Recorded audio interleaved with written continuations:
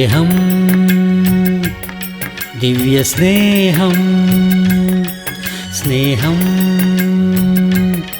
ദിവ്യസ്നേഹം. റോമർക്കെഴുതിയ ലേഖനം 7-ാം അധ്യായം 24-ാമത്തെ വാക്യം. അയ്യോ, ഞാൻ അരിഷ്ട മനുഷ്യൻ, ഈ മരണത്തിന് അധീനമായ ശരീരത്തിൽ നിന്നു എന്നെ ആർ വിടുവിക്കും? ഇത് ഒരു പാപി ചെയ്യുന്ന നിലവിളിയല്ല, ഇതൊരു വ്യർത്ഥനായ മനുഷ്യന്റെ നിലവിളി അല്ല, വിശുദ്ധനായ പൗലോസ് എന്ന് വിളിക്കപ്പെടുന്ന ദൈവദാസന്റെ നിലവിളിയാകുന്നു. അയ്യോ, ഞാനൊരു അരിഷ്ടനായ മനുഷ്യൻ. മനുഷ്യന്റെ ഈ ലോകത്തെ ജീവിതത്തെക്കുറിച്ച് ഓർത്താൽ അത് ദൗർഭാഗ്യകരമായ ജീവിതം ആണ്. അത് നിങ്ങൾ ശ്രദ്ധിക്കുന്നുണ്ടോ എന്ന് അറിയുകയില്ല. നാം ദിവസങ്ങൾ ചെല്ലുന്തോറും ക്ഷീണിച്ചുകൊണ്ടേയിരിക്കുന്നു.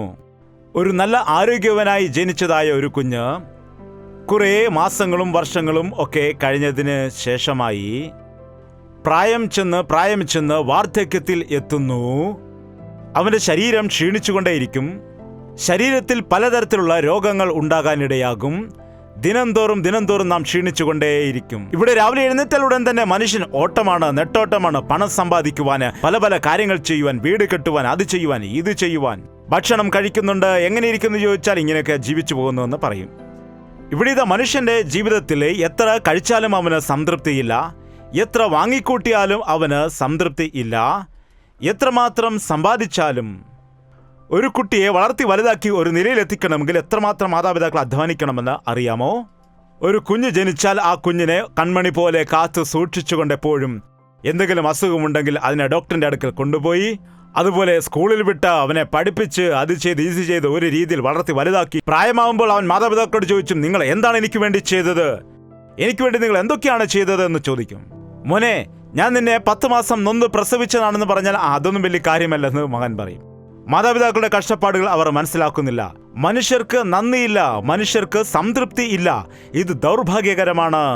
ഞാൻ എന്തൊക്കെയോ സമ്പാദിച്ച് കൂട്ടിയിട്ടുണ്ടെന്ന് അവൻ വിചാരിക്കുന്നു. ഞാൻ കുറെ ഡിഗ്രികൾ സമ്പാദിച്ചിട്ടുണ്ടെന്ന് അവൻ അഹങ്കരിക്കുന്നു. മനുഷ്യൻ എന്തൊക്കെയോ വലിയ വ്യക്തിയാണെന്ന് വിചാരിക്കുന്നു. എന്നാൽ അവന്റെ ജീവിതം എത്രമാത്രം നിസ്സാരമാണെന്ന് ഒരുവൻ ക്രിസ്തുവിലേക്ക് അടുക്കുമ്പോൾ മനസ്സിലാക്കാൻ കഴിയും. ഒരു വ്യക്തി തന്റെ അവസ്ഥ മനസ്സിലാക്കുന്ന സമയത്ത് ഇങ്ങനെ തന്നെ നിലവിളിക്കും, അയ്യോ, ഞാനൊരു അരിഷ്ട മനുഷ്യൻ, ഈ മരണത്തിന് അധീനമായ ശരീരത്തിൽ നിന്നു എന്നെ ആർ വിടുവിക്കും? ഈ നശിച്ചു പോകുന്ന മണ്ണായിരിക്കുന്ന ശരീരത്തിൽ നിന്നു എന്നെ ആർ വിടുവിക്കും?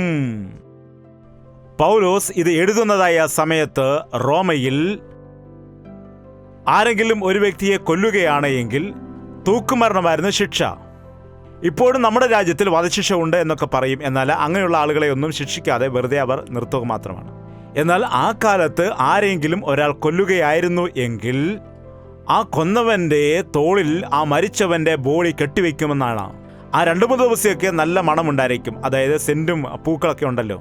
എന്നാൽ 3 ദിവസം കഴിഞ്ഞാൽ പിന്നെ ആ ശവത്തിന്റെ ദുർഗന്ധം എന്ന് വെച്ചാൽ അത് ഭയങ്കരമായ ദുർഗന്ധമായിരിക്കും. ഒരു ജന്തുക്കൾക്കും അത്ര ദുർഗന്ധം കാണില്ല. തേളിന് കൊമ്പിലാണ് വിഷം, പാമ്പിന് പല്ലിലാണ് വിഷം, മനുഷ്യനാണെങ്കിൽ ശരീരം മുഴുവൻ വിഷമാണെന്നാണ്. ആ ഡെഡ് ബോഡി അവന്റെ ശരീരത്തിൽ കെട്ടിവെച്ചിരിക്കുമ്പോൾ അവന് ദുർഗന്ധം സഹിക്കാൻ പറ്റാതെ അവൻ ഓടുമെന്നാണ് പറയുന്നത്. അവനങ്ങനെ ഓടിപ്പോകുമ്പോൾ ശവം എന്താണ് ചെയ്യുന്നത്?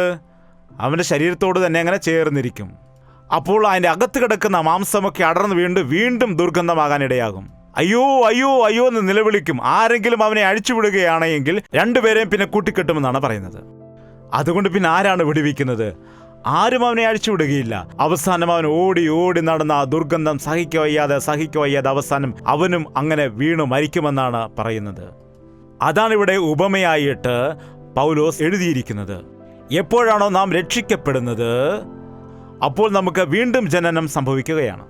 അതുകൊണ്ടൊരു വ്യക്തി വീണ്ടും ജനനം പ്രാപിക്കുന്ന സമയത്ത് പാപം എന്താണെന്ന് അവൻ മനസ്സിലാകും, തെറ്റുകൾ എന്തൊക്കെയാണെന്ന് അവന് മനസ്സിലാകും. തന്റെ മനസ്സാക്ഷിയെ കാത്തു സൂക്ഷിക്കുവാൻ അവൻ ആഗ്രഹിക്കുന്നു. എന്നാൽ എവിടെയാണുള്ളത്? ആ ജഡശരീരത്തിലാണ് അവനായിരിക്കുന്നത്. എവിടെയാണ് ജീവിക്കുന്നത്? ലോകത്തിന്റെ അധികാരിയായിരിക്കുന്ന പിശാചിന്റെ ഇടത്താണ് ജീവിക്കുന്നത്. ലോകത്തിൽ ഉള്ളത് എന്താണെന്ന് ചോദിച്ചാൽ കൺമോഹം, ജഡമോഹം, ജീവനത്തിന്റെ പ്രതാപം. ഇതൊന്നും പിതാവിൽ നിന്ന് വന്നത് അല്ല. ലോകത്തെയും ലോകത്തിനുള്ളതിനെയും നിങ്ങൾ സ്നേഹിക്കരുത്. നിങ്ങൾ ലോകത്തിൽ ജീവിക്കുക, എന്നാൽ ലോകത്തിൽ നിന്ന് നിങ്ങൾ വേർതിരിഞ്ഞ് പാപത്തിൽ നിന്ന് വേർതിരിഞ്ഞ് വിശുദ്ധരായി ഈ ലോകത്തിൽ ജീവിക്കുവാൻ കർത്താവ് പറയുന്നു. അതുകൊണ്ട് ഇവിടെ എന്താണ് പറയുന്നത്? ജഡത്തിനും ആത്മാവിനും തമ്മിലുള്ള പോരാട്ടത്തെക്കുറിച്ചാണ് പറയുന്നത്. ജഡമാണെങ്കിൽ പാപം ചെയ്യുവാൻ വേണ്ടി ആഗ്രഹിക്കുന്നു, ആത്മാവാണെങ്കിൽ ദൈവത്തിങ്കിലേക്ക് തിരിയുന്നു. ഈ രണ്ട് പോരാട്ടങ്ങളുടെ നടുവിൽ ഞെരുങ്ങുന്നതായ മനുഷ്യൻ ചില സമയത്ത് ഇതുപോലെ പറയാനിടയാകും: ഈ മരണത്തിന് അധീനമായ ശരീരത്തിൽ നിന്ന് എന്നെ ആർ വിടുവിക്കും? ആത്മാവിന് ആവശ്യമായുള്ളത് ആത്മാവിന് കൊടുക്കണം, ശരീരത്തിന് ആവശ്യമായത് ശരീരത്തിന് കൊടുക്കണം. ശരീരത്തിന് എന്തൊക്കെയാണ് ആവശ്യമായിരിക്കുന്നത്? ആഹാരം, വസ്ത്രം. അതുകൊണ്ട് മതിയാകുമോ? എന്ത് തിന്നും, എന്ത് ധരിക്കും, എന്ത് സമ്പാദിക്കും, എന്ത് വാങ്ങിക്കൂട്ടും, എവിടെ ഫ്ലാറ്റ് വാങ്ങിക്കൂട്ടും, ഏത് ബാങ്കിൽ നിന്ന് ലോൺ എടുക്കുവാൻ കഴിയും, എവിടെ ജോലി ചെയ്യാം, എങ്ങനെ ദുബായിൽ പോകാം, എങ്ങനെ സമ്പാദിച്ചു കൂട്ടാം, ഇവിടെ വിട്ട് പഠിപ്പിക്കാം. അങ്ങനെ ഒരുപാട് ആഗ്രഹങ്ങൾ. മനുഷ്യൻ അങ്ങനെ എത്രയോ ആഗ്രഹങ്ങളാണ് ഉള്ളത്. ഒരു കൊച്ചുകുട്ടിയെ വിളിച്ചിട്ട് ചോദിക്കൂ, നിനക്ക് എന്ത് വേണമെന്ന്. എന്ത് വേണമെന്ന് ചോദിച്ചാൽ അവൻ പറയും ഫോൺ വേണമെന്ന്, ചോക്ലേറ്റ് അല്ല. എന്താണ്? ഭക്ഷണമല്ല, അവൻ ഭക്ഷണം കഴിക്കില്ല. സെൽഫോൺ കാണിച്ചു കൊടുത്തുകൊണ്ടാണ് കുഞ്ഞുങ്ങൾക്ക് ആഹാരം കൊടുക്കുന്നത്, അല്ലെങ്കിൽ അവൻ കഴിക്കില്ല. ഒരിക്കലും നിങ്ങളുടെ കുഞ്ഞുങ്ങളെ അങ്ങനെ ശീലിപ്പിക്കരുത്. അങ്ങനെ ശീലിപ്പിച്ചാൽ കുഞ്ഞുങ്ങൾക്ക് ഐസൈറ്റ് പ്രോബ്ലം ഉണ്ടാകുന്നുണ്ട്, അവർക്ക് ഡൈജഷൻ പ്രോബ്ലം ഉണ്ടാകുന്നുണ്ട്. നിങ്ങളും അതുപോലെ ഫോൺ നോക്കിക്കൊണ്ട് ആഹാരം കഴിക്കാൻ പാടില്ല. നിങ്ങളുടെ ശരീരത്തിന് ആവശ്യമായ ആഹാരം നിങ്ങൾ കഴിക്കേണ്ടതാണ്. എന്നാൽ തീറ്റിപ്രിയരാകുവാൻ, മദ്യപാനപ്രിയരാകുവാൻ ഒരിക്കലും നാം പാടില്ല. തീറ്റിപ്രിയന്മാർ ബലവാന്മാരാകുമോ? ദരിദ്രനായി മാറുമെന്നാണ് ബൈബിളിൽ പറയുന്നത്.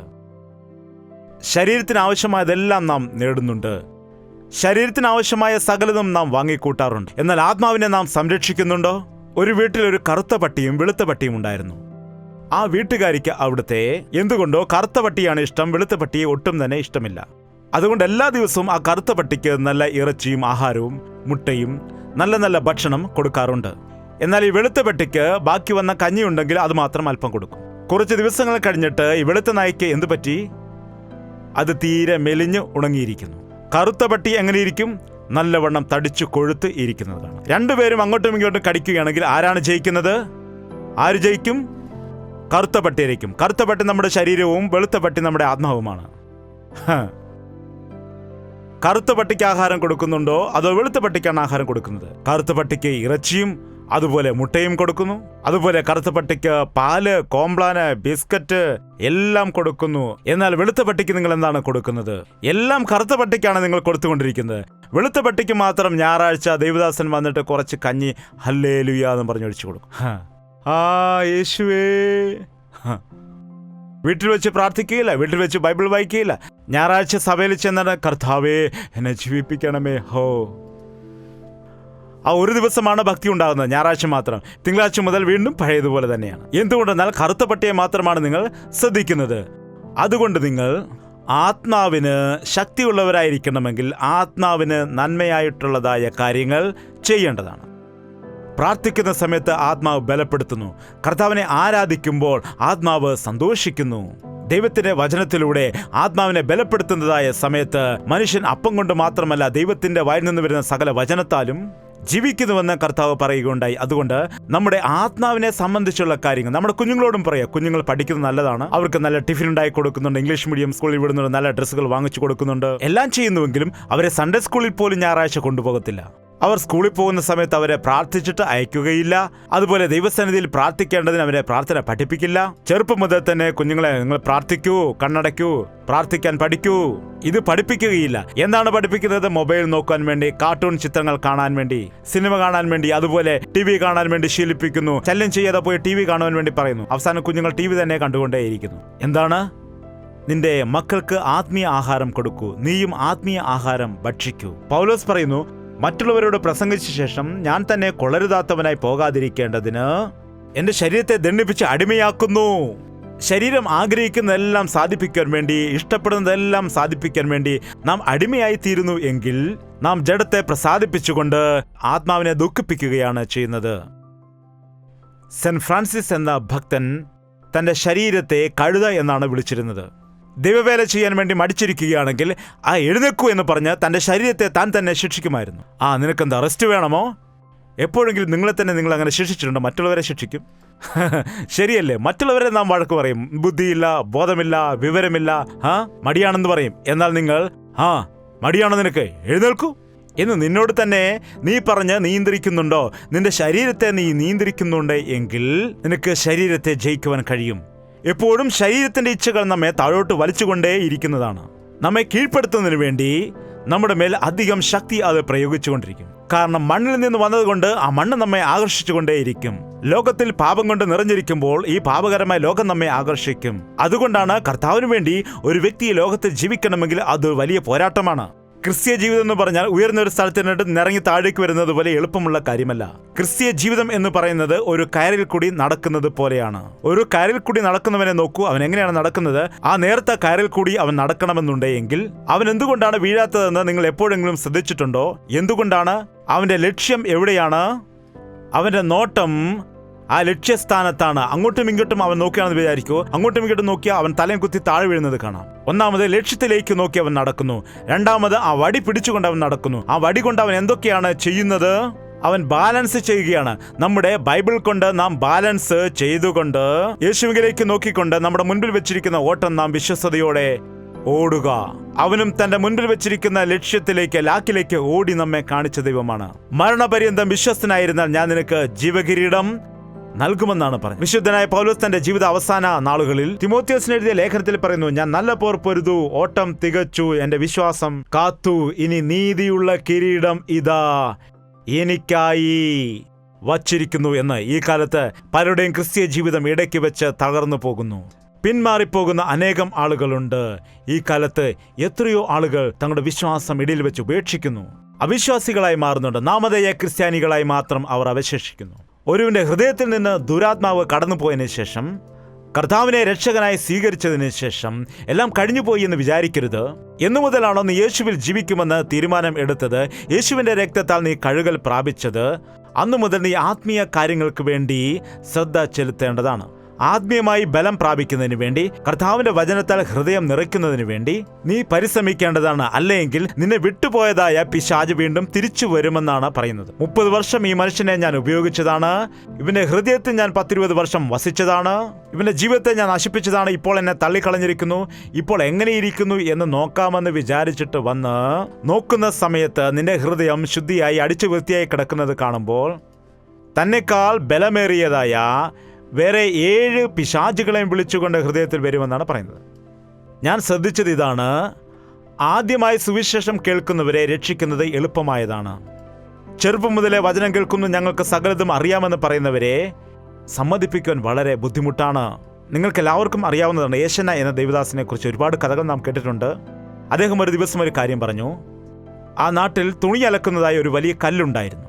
വസ്ത്രം അലക്കാവുന്ന വലിയ കല്ലില്ലേ, ആ കല്ലിൻ്റെ കീഴിൽ കുറച്ച് തവളകളുണ്ടായിരുന്നു. ആ തവളകളുടെ കൂടെ ഒരു പുതിയ തവള വരാൻ ഇടയായി. പിറ്റേ ദിവസം അലക്കുകാരൻ വന്നിട്ട് തുണി അലക്കാൻ വേണ്ടി ഓങ്ങി അലക്കിയപ്പോൾ ഈ പുതിയ തവള ഞെട്ടി വിറച്ച് എടുത്തു ചാടാനിടയായി. പഴയ തവളകൾ അപ്പോൾ പറഞ്ഞു, മോനെ നീ ഒന്നും കൊണ്ടും പേടിക്കണ്ട, അവൻ കുറേ നേരം ഇങ്ങനെ ഇവിടെ അലക്കിയിട്ട് അവനങ്ങ് തിരിച്ചു പൊക്കോളും, നമുക്കതുകൊണ്ട് ഒരു കുഴപ്പവും ഉണ്ടാകില്ല എന്ന് പറഞ്ഞു. ഇങ്ങനെയുള്ള അടികൾ ഞങ്ങൾ ഒരുപാട് കണ്ടിട്ടുണ്ട്. നീ ടെൻഷൻ അടിക്കേണ്ട കാര്യമില്ല. ആ പുതിയ തവളയുടെ ഉള്ളിൽ ഒരുപാട് ഭയമുണ്ടായി. അത് പേടിച്ചു വിറയ്ക്കുകയാണ്. അയ്യോ അയ്യോ എന്ന് നിലവിളിക്കുന്നു. എന്നാൽ പഴയ തവളകൾ ഇതൊന്നും മൈൻഡ് ചെയ്യാതെ അവർ വന്നിട്ട് പോകും എന്ന് പറഞ്ഞു. ഇങ്ങനെയുള്ള മീറ്റിങ്ങിൽ പുതിയൊരു തവള വന്നിരിക്കുകയാണെന്ന് വിചാരിക്കൂ. നരകത്തിൽ പോകുമെന്ന് ദേവദാസൻ പറഞ്ഞാൽ, അയ്യോ നരകത്തിൽ പോകുമെന്നാണോ? പഴയ തവളകൾ എന്തു പറയുമെന്നറിയാമോ? ദൈവദാസനല്ലേ ഇങ്ങനെയൊക്കെ പറയത്തുള്ളൂ, അങ്ങനെ പറഞ്ഞിട്ട് പൊക്കോളൂ. എന്താണ് യേശുക്രിസ്തു വരാൻ പോകുന്നു, അയ്യോ യേശുക്രിസ്തു വരാൻ പോവുകയാണ് എന്ന് പറഞ്ഞ് പുതിയ ആൾക്കാർ തങ്ങളുടെ ഹൃദയത്തെ, ജീവിതത്തെ ശരിയാക്കിയെടുക്കുമ്പോൾ പഴയ ആളുകൾ യേശു വരാൻ പോവുകയാണ്, പണ്ട് മുതലേ ഞങ്ങൾ കേൾക്കുന്ന കാര്യം. എന്താണ് ഈ കാലത്ത് ക്രിസ്തീയ കൂട്ടത്തിൽ ഇതുപോലെയുള്ള പാറയായിപ്പോയ ഹൃദയങ്ങൾ ഉണ്ട്, മരവിച്ചു പോയ ഹൃദയങ്ങൾ ഉണ്ട്, മനസാക്ഷി മരവിച്ച ഹൃദയങ്ങൾ ഉണ്ട്. എപ്പോഴാണോ നിന്റെ മനസാക്ഷി പ്രവർത്തിക്കുന്നത്, നീ അപ്പോൾ നിലവിളിക്കാനിടയാകും. നിലവിളിക്കും, അയ്യോ ഞാൻ അരിഷ്ടനായ മനുഷ്യനെന്ന്. യെശയ്യാ പ്രവാചകൻ, വലിയ പ്രവാചകൻ പറയുകയാണ്, അയ്യോ കഷ്ടം, അയ്യോ കഷ്ടം, അയ്യോ കഷ്ടം.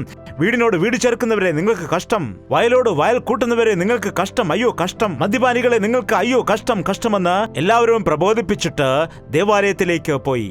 ദേവാലയത്തിലേക്ക് ചെന്നപ്പോൾ അവിടെ കർത്താവ് സിംഹാസനത്തിൽ ഇരിക്കുന്നത് കണ്ട് അവന്റെ വസ്ത്രത്തിന്റെ വിളിമ്പുകൾ മന്ദിരത്തെ നിറച്ചിരുന്നു. സാറാഫുകൾ ചുറ്റും നിന്ന് ഓരോരുത്തർക്കും 6 ചിറകുകൾ ഉണ്ടായിരുന്നു. അവർ ദൈവത്തെ പാടി ആരാധിച്ചു കൊണ്ടിരിക്കുന്നത് കണ്ടപ്പോൾ എന്താണ് പറഞ്ഞത്? അയ്യോ എനിക്ക് കഷ്ടം, ഞാൻ നശിച്ചു, ഞാൻ ശുദ്ധിയില്ലാത്ത ആദരങ്ങളുള്ള ഒരു മനുഷ്യൻ, ശുദ്ധിയില്ലാത്ത ആദരങ്ങളുള്ള ജനത്തിന് നടുവിൽ ഞാൻ വസിക്കുന്നു എന്ന് പ്രവാചകൻ നിലവിളിക്കുവാനിടയായി. ദൈവത്തിന്റെ സന്നിധിയിൽ വന്നതായ ആ സമയത്ത് തന്റെ അവസ്ഥയെ താൻ അശുദ്ധമായ ആദരങ്ങളുള്ള ജനങ്ങളുടെ നടുവിൽ ആയിരിക്കുന്നു എന്നുള്ള കാരണത്താൽ എന്റെ നാവും എന്താണ് പറ്റിയത്? അശുദ്ധിയായി മാറി. നാം രാവിലെ എഴുന്നേറ്റാൽ അവിശ്വാസികളോടുകൂടെ, ലോകക്കാരോടുകൂടിയാണ് ആയിരിക്കുന്നത്. അവർ പറയുന്നതെല്ലാം നാം കേൾക്കുന്നു. നമ്മുടെ ഹൃദയത്തെ കാത്തുരക്ഷിക്കുന്നില്ല എങ്കിൽ അവർ സംസാരിക്കുന്നത് ആ ദോഷകരമായതെല്ലാം നമ്മുടെ ഉള്ളിലേക്ക് പോകുന്നു. നാം അറിയാതെ തന്നെ അവർ പറഞ്ഞ വാക്കുകൾ നാം ഉപയോഗിക്കാറുണ്ട്. നാം പോകുന്ന വഴിക്ക് പലപ്പോഴും സിനിമാ പാട്ടുകൾ കേൾക്കാറുണ്ടല്ലോ. അത് കേട്ടിട്ട് നാം വീട്ടിൽ ചെന്നിട്ട് അതേ പാട്ട് തന്നെ നാം അറിയാതെ അപ്പോൾ നിങ്ങളുടെ ഭാര്യ ചോദിക്കും, എന്താണ് സിനിമാ പാട്ടൊക്കെയാണ് പാടുന്നത്? അയ്യോ ഞാനെപ്പോഴാണ് പാടിയത്? നിങ്ങൾ അറിയാതെ തന്നെയാണ് പാടുന്നത്. ആ പാട്ട് നിങ്ങളുടെ ഹൃദയത്തിൽ പതിയാനിടയായി നിങ്ങൾ അറിയാതെ തന്നെ അത് പാടുവാൻ ഇടയാകുന്നു. നിന്റെ ഹൃദയത്തെ കാക്കുക, എല്ലാറ്റിനേക്കാളും നിന്റെ ഹൃദയത്തെ കാത്തു സൂക്ഷിക്കുക എന്ന് ദൈവത്തിന്റെ വചനം നമ്മെ പഠിപ്പിക്കുന്നു. അതുകൊണ്ട് എപ്പോഴാണോ ഒരു വ്യക്തി ദൈവത്തിന്റെ അടുക്കിലേക്ക് വരുന്നത്, അവന്റെ വെളിച്ചത്തിലേക്ക് വരുമ്പോൾ, കർത്താവിലേക്ക് വരുമ്പോൾ അവന്റെ കുറവുകൾ അവനെ മനസ്സിലാക്കുവാൻ കഴിയും. പാപം മൂലം, ദോഷം മൂലം മരിച്ചവരായിരിക്കുന്ന ആളുകൾക്ക് തങ്ങളുടെ തെറ്റുകൾ അവർക്ക് മനസ്സിലാക്കുവാൻ കഴിയുകയില്ല. എന്നാൽ പരിശുദ്ധാത്മാവ് എപ്പോഴാണോ നിന്നിലേക്ക് വരുന്നത്, അപ്പോൾ നിനക്ക് ആ പാപഭാരം വന്നിട്ട് അയ്യോ അയ്യോ എന്ന് നിലവിളിക്കുവാനിടയാകും. അപ്പോൾ ദൈവത്തോട് നിലവിളിക്കും, അയ്യോ ഞാൻ കള്ളനാകുന്നു, അയ്യോ ഞാൻ ദോഷിയാകുന്നു, അയ്യോ ഞാൻ വ്യഭിചാരിയാകുന്നു, അയ്യോ കർത്താവേ ഞാൻ കള്ളം പറഞ്ഞിട്ടുണ്ട്, നിനക്ക് വിരോധമായി ഞാൻ പാപം ചെയ്തു എന്ന് പറയുവാൻ കഴിയും. ദാവീദ് പാപം ചെയ്ത ശേഷം പശ്ചാത്തപിക്കുവാനിടയായി. എന്റെ ദോഷങ്ങളെ കഴുകണമേ എന്ന് ദൈവത്തോട് പറഞ്ഞു. നിന്റെ സന്നിധിയിൽ നിന്ന് എന്നെ തള്ളിക്കളയരുതേ എന്ന്, നിന്റെ പരിശുദ്ധാത്മാവ് എന്നിൽ നിന്ന് എടുക്കരുതേ എന്ന്, എനിക്ക് രക്ഷയുടെ സന്തോഷത്തെ തിരികെ തരണമേ. കർത്താവേ നീ ഹനനയാഗത്തിൽ പ്രസാദിക്കുന്നവനല്ല, എന്റെ പാപത്തിന് പകരം ബലി ആഗ്രഹിക്കുന്ന ഒരു ദൈവമല്ല നീ, തകർന്നും നുറുകിയുമിരിക്കുന്ന ഹൃദയമാണ് നീ ഇഷ്ടപ്പെടുന്നത് എന്ന് പറഞ്ഞ് കണ്ണുനീരോടുകൂടി പശ്ചാത്താപത്തോടുകൂടി അവൻ പ്രാർത്ഥിച്ചതുകൊണ്ട് ദൈവത്തിന്റെ ഹൃദയപ്രകാരമുള്ള ഒരു മനുഷ്യനായി അവൻ മാറാനിടയായി. ഈ ദിവസം പാപം ചെയ്യുന്നത് തെറ്റാണ്, ചെയ്ത പാപം മറച്ചു വയ്ക്കുന്നത് തെറ്റാണ്. നിന്റെ പാപം ഏറ്റുപറഞ്ഞാൽ നിനക്ക് ക്ഷമ ലഭിക്കും. പരിശുദ്ധാത്മാവിന്റെ പ്രധാന കർത്തവ്യം എന്താണെന്ന് വെച്ചാൽ, കർത്താവ് പറഞ്ഞു, ഞാൻ പോയിട്ട് നിങ്ങൾക്ക് ഒരു സഹായിയെ അയക്കാം, ഞാൻ ഉപദേശിച്ച കാര്യങ്ങളെ അവൻ നിങ്ങൾക്ക് ഓർമ്മ വരുത്തും.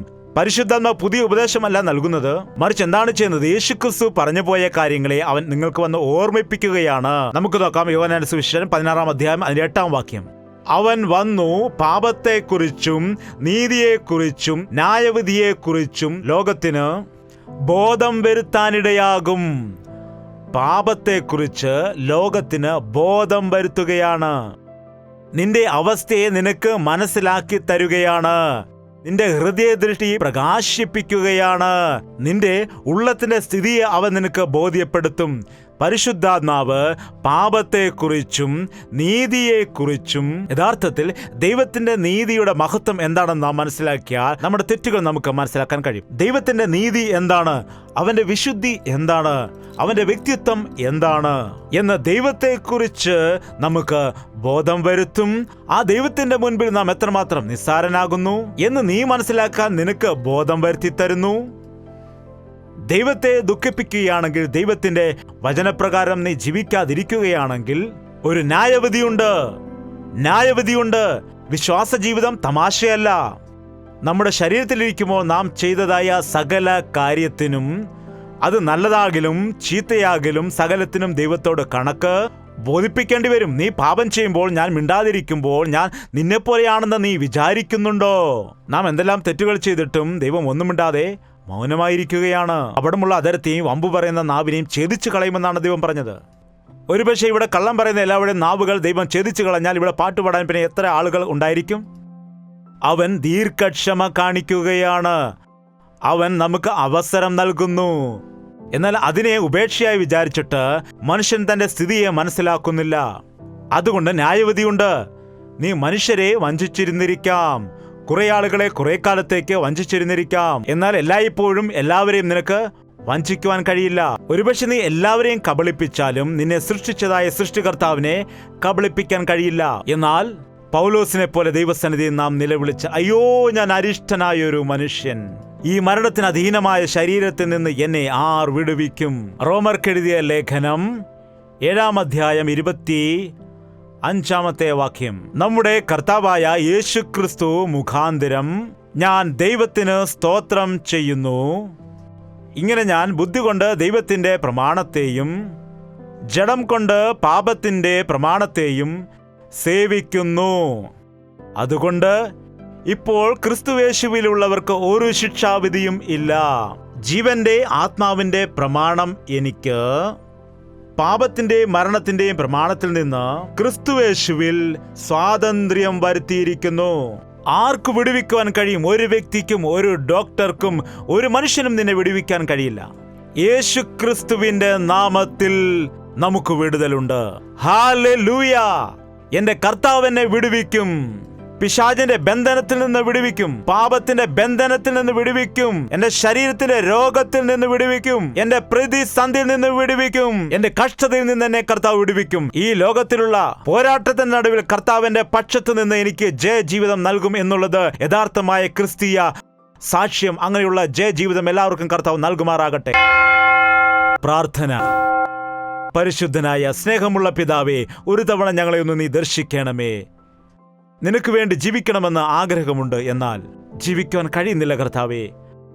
ആത്മീയമായി മുൻപോട്ട് പോകണമെന്ന് വളരെ ആഗ്രഹിക്കുന്നുണ്ട്, എന്നാൽ ജഡത്തിന്റെ ഇച്ഛകൾ ഞങ്ങളെ കീഴ്പ്പെടുത്തുകയാണ്. പരിശുദ്ധാത്മാവിന്റെ ശക്തിയാൽ ഞങ്ങളെ ബലപ്പെടുത്തണമെന്ന് പ്രാർത്ഥിക്കുന്നു. ഈ ജഡത്തിന്റെ പ്രവൃത്തികളിൽ നിന്ന് ഞങ്ങളെ വിടുവിക്കുമാറാകണമേ ദൈവമേ. ആരൊക്കെയാണ് ഭാരത്താൽ വന്നിരിക്കുന്നത്? ആരൊക്കെയാണ് രോഗത്താൽ വന്നിരിക്കുന്നത്? ആരൊക്കെയാണ് പിശാചിന്റെ തന്ത്രങ്ങളിൽ കുടുങ്ങിപ്പോയിരിക്കുന്നത്? അങ്ങനെയുള്ളവരുടെ ജീവിതത്തിൽ നസറേനായ യേശുക്രിസ്തുവിന്റെ നാമത്തിൽ വലിയ വിടുതൽ ഉണ്ടാകുമാറാകട്ടെ. ഇപ്പോൾ തന്നെ അവർക്ക് വലിയ വിടുതൽ നീ കൊടുക്കുമാറാകണമേ. അവരുടെ കണ്ണുകളെ നീ തുറക്കുമാറാകണമേ. ഇതാ യേശുക്രിസ്തു എനിക്ക് വിടുതൽ നൽകി എന്ന് സാക്ഷ്യം പറയാൻ വേണ്ടി സഹായിക്കണമേ. നിന്റെ നാമത്തിൽ ശക്തിയുണ്ട്. നിന്റെ നാമത്തിൽ വലിയ വിടുതൽ ഉണ്ട്. നിന്റെ നാമത്തിൽ വലിയ ശുദ്ധീകരണം ഉണ്ട്. നിന്റെ നാമത്തിൽ വലിയ മഹത്വം ഉണ്ട് കർത്താവേ. നസറേനായ യേശുക്രിസ്തുവിന്റെ നാമത്തിൽ എല്ലാ അന്ധകാരത്തിന്റെ ശക്തികളെയും ബന്ധിക്കുകയാണ് പിതാവേ. ദുഷ്ടന്റെ സകല തന്ത്രങ്ങളെയും ഞങ്ങൾ തകർത്തു കളയുകയാണ്. എല്ലാ രോഗത്തിന്റെ ഭാരങ്ങളും നീ ഏറ്റ അടിപ്പിണരുകളാൽ പൂർണ്ണ സൗഖ്യം വ്യാപരിക്കട്ടെ. പൂർണ്ണ വിടുതൽ ഉണ്ടാകട്ടെ. നിന്റെ നാമത്തിലുള്ള ജയം ഞങ്ങൾക്ക് നൽകണമേ. നിന്റെ നാമത്തിലുള്ള ശക്തി ഞങ്ങൾക്ക് നൽകണമേ. ഇപ്പോൾ ഞങ്ങൾ പിരിയുന്നു. നിന്റെ വരവ് താമസിക്കുമെങ്കിൽ ഈ ഭൂമിയിൽ വീണ്ടും ഞങ്ങൾക്ക് ഒരുമിച്ച് നിന്നെ ആരാധിക്കുവാൻ, അല്ലെങ്കിൽ നിത്യജീവിതത്തിൽ നിന്നോടൊപ്പം ഞങ്ങൾക്ക് വസിക്കുവാനായി നിരന്തരം നിന്റെ രാജ്യത്തിന്റെ അവകാശികളായി ഞങ്ങൾ വാഴേണ്ടതിന് നസറേനായ യേശുക്രിസ്തുവിന്റെ നാമത്തിൽ ഞങ്ങൾ അപേക്ഷിക്കുകയാണ് പിതാവേ. നമ്മുടെ പിതാവായ ദൈവത്തിന്റെ സ്നേഹവും പുത്രനായ യേശുക്രിസ്തുവിന്റെ കൃപയും ആശ്വസിപ്പിച്ച് വഴി നടത്തുന്ന പരിശുദ്ധാത്മാവിന്റെ കൂട്ടായ്മയും സഹവാസവും നാം ഓരോരുത്തരോടും നാം പ്രാർത്ഥിച്ച സകല വിഷയത്തോടും ഇന്നു മുതൽ എന്നേക്കും ഉണ്ടായിരിക്കുമാറാകട്ടെ. ആമേൻ, ആമേൻ, ആമേൻ. യേശുവേ, യേശുവേ, യേശുവേ, യേശുവേ, യേശുവേ, യേശുവേ, യേശുവേ, യേശുവേ. നിന്നെ നിന്നെ എന്നും ഞാൻ സേവിക്കും. നീ മാത്രം രാജാവെന്നും. നിന്നെ നിന്നെ എന്നും ഞാൻ സേവിക്കും. നീ മാത്രം രാജാവെന്നും. യേശുവേ, യേശുവേ, യേശുവേ, യേശുവേ, യേശുവേ, യേശുവേ, യേശുവേ, യേശുവേ, യേശുവേ, യേശുവേ, യേശുവേ.